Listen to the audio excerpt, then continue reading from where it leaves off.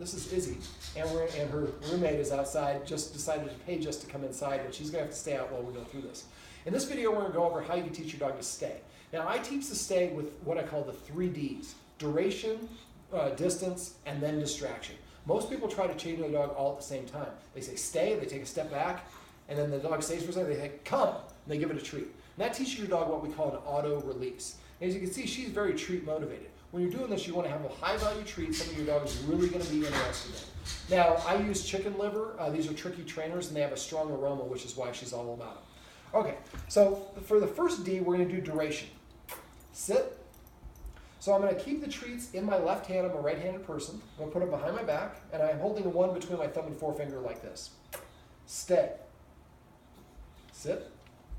Stay. Stay. Stay.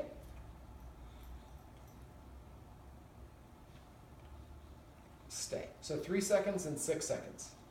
Stay.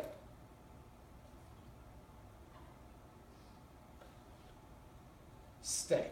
Now, I'm not going to go through all of them, but at some point the dog will try to start shaking or laying down or rolling over, offering some other action.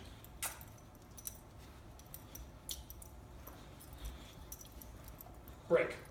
I'll explain that in a sec. So if your dog starts losing interest, you want to go on very slow, methodical process. So if, like my puppy, I had to spend about a month doing 1 second stays. So what I'm doing, let's come over here, Izzy, so they can see. I'm just saying, sit. So my hand position, I'll go over my hand position here. Sit, Izzy, sit. Stay, I say stay at the end. Then I turn it to face my chest, and I count to whatever the iteration is, in this case 5. Give the treat, and then say the word stay. Now, next time I'm going to do it, stay.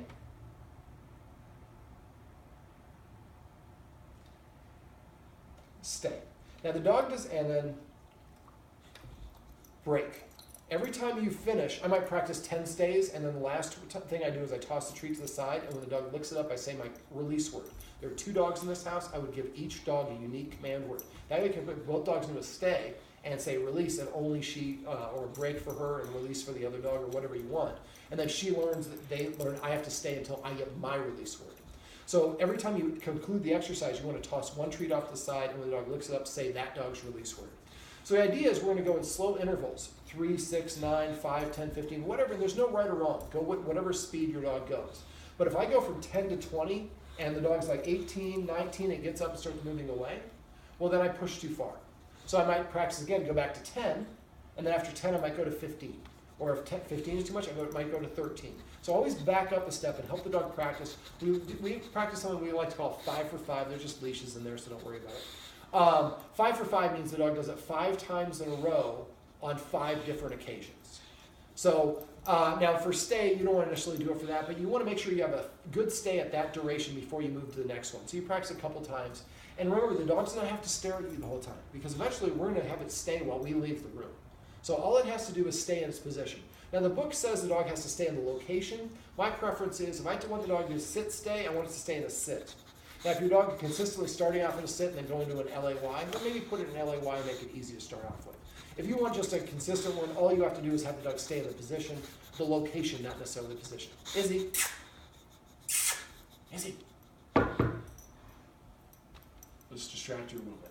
Okay, so first you want to keep on working out. Now, when you're doing this, you're going to do very short iterations. And I put my hands with a treat behind my back so it takes it out of the dog's purview. Stay.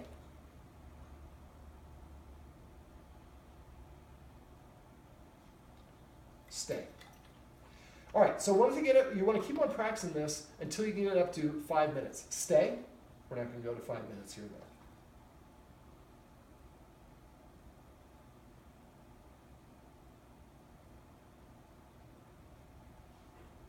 Stay, about 15 seconds. Now, break. Okay, so once I get to the point where I can get the dog to stay here for 5 minutes, and this is going to take a lot of practice. You want to do this several micro training sessions throughout the day. So maybe for each dog, practicing about 3 times a day. Eventually then, when I start doing it, instead of kneeling down, stay. Or sit, or put one knee, whatever you want. But you want to be able to do stay. And when I get to distance, what I do, come here, sit, stay. I take 1 step back, and I would count to 2, and then I come back, stay. So each time the dog gets the reward at the end, oh, break. And if you're going to talk or do something else, throw that treat to the side so they don't get distracted. We don't want them to practice auto-releasing. They should only be released when they hear that specific command word. I'm using break for her. You can change to whatever you want. Now the idea is when you get to duration or a distance, that time I took one step back and I counted to 2. That's where I like to start. If I take 3 steps back, I would count to 6. 4 steps back, I count to 8. So I just doubled. But every dog is going to be different iteration. Now the idea is start out very slow. 1 step, count to 2, come back, treat. And do another, maybe 2 steps, count to 4, go back. And again, sitting here and not doing anything is actually hard for the dog to do. They'll start offering other tricks. That's why we do 5 minutes of duration where the dog's right in front of you. It's the easiest way possible. Now once you start moving away, eventually, let's say that there's a wall right here where the end of this sucker is, and the dog's here. I'm walking backwards, and where the wall's here. I would take 1 step out of the dog's line of sight, and then take 1 step back, and walk back and give the dog the treat and say stay. Next time I would walk back the number of steps and then walk out of the dog's line of sight for 2 seconds, then for 4. Again, you'll come up with whatever formula your dog needs. Now, I don't know if we have one in this house, but I have security cameras in my house. And so it's easy for me to watch on my phone. So I step out to the side when I get to the longer periods of time, I'm watching the dog. So if the dog gets up at a certain distance, I know I pushed too far. So then the idea is to keep on elongating this until you can be outside of your dog's line of sight for 5 minutes without it moving or getting out of position. It can move, it just can't leave the area. The next step is do it with distractions. Then we would want to maybe practice it in front of the door when there are dogs walking by on the street. Dogs can only focus on one thing at a time. So I'm focusing on staying here for you. I'd yell at that, you shepherd, because you keep on passing by my house, but I'm working right now. And so now you help your dog practice filtering out distractions. So because we have a little one that comes in this house at times, it might be a good idea to have actually the dogs practice this with the little ones are in the house once we get to distractions. But again, first duration, then distance, and only when we get out of the room for 5 minutes do we actually start doing distractions. And each time at the end, you say release. I also use hand signals. So I say release or break, but you can come up with whatever, you can just hand signal whatever you want to say. But I like to do them at the same time. And if I was going to do break, I would maybe go toss the treat down and then go break, put my hands in front of the dog to mimic that movement. If you could teach your dog to stay, this is one that takes a lot of time and practice, but she doesn't, I don't think, has separation anxiety, but she has the potential for separation anxiety. She follows one of her guardians around all the time. And she's also skittish around men, and we'll talk about that a little bit off camera.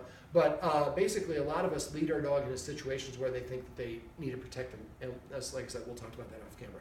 So but for her, what I'd like you to do is start putting her in a stay, then going to get a drink of water, come back and releasing her. Crash. Passive training. Got a little bit of a lump here, sweetheart. And then practice, changing clothes. You want to have her practice staying in the room when you're not there for progressively longer and longer periods of time. And she's drilling or practicing this.